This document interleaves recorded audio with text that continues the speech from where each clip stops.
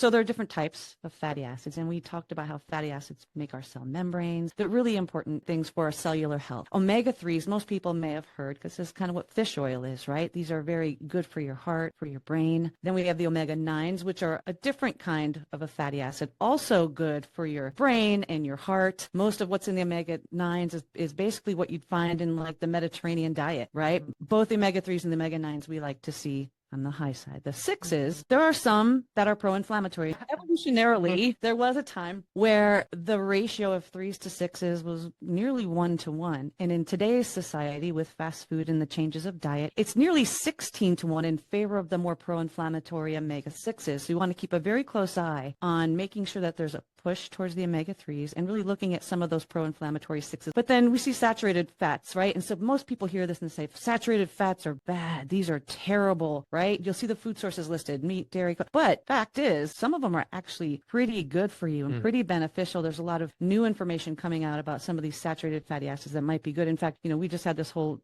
conversation with one of the experts in the field on C15, pentadecanoic acid. Yes. Some of these actually might be really beneficial. So it's hard to paint large swaths of this section's bad, that section's good. It's really just taking a step back and looking at it. And you'll see on the right side, the other one we keep a close eye on are the trans fats. And that's in stuff like fast food. Again, these can be pro-inflammatory. And to Michael's point, it's fun when we review these tests because it's almost like a game show. Like we're trying to guess what we're going to get back on the phone because we already have told story in our minds. And we're like, Yes. oh, you eat fast food. And they say no. And then Michael's point is, have you ever been to a restaurant? And they go, oh, yeah. Yeah. So it's really interesting. When I come to this page, the very first thing I look at is all the way at the bottom right, which is probably the most important biomarker on this test. And it's under cardiovascular risk. And we talked about omega-3s and how important they are for heart health. There is something called the omega-3 index, probably the best predictor and best biomarker regarding cardiovascular risk and health on this entire test. And the omega-3 index was created by Drs. Harris and von Schacke. What it is it looks at the addition of DHA and EPA, and through their work, which has been verified over and over using the same measurement that we do here at Genova, that anywhere from 4 to 8 is risky. Greater than 8 is where you want to be. You want to be greater than 8 on this omega-3 index. And you're close, Case. So I'm going to let Michael kind of take how he wants to look at your results in context here. Yeah, and just to piggyback on that, so you were at a 6.2 down here, and to be honest, it takes a lot of omega-3s to get somebody into the 8 range. Yes. We definitely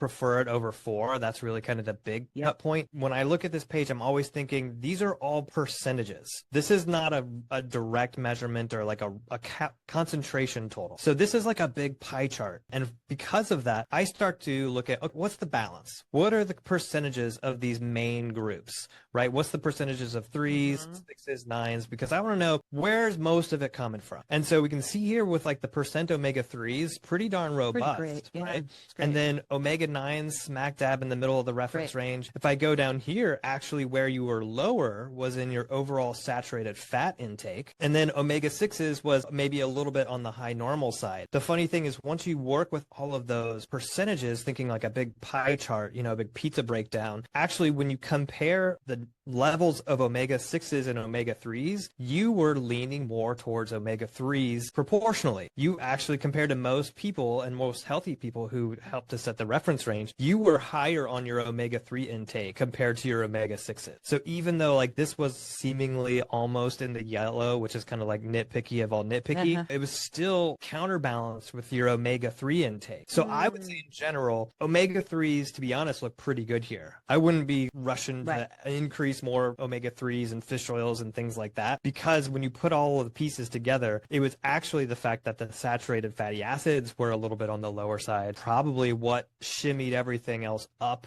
a little bit. Oh, interesting.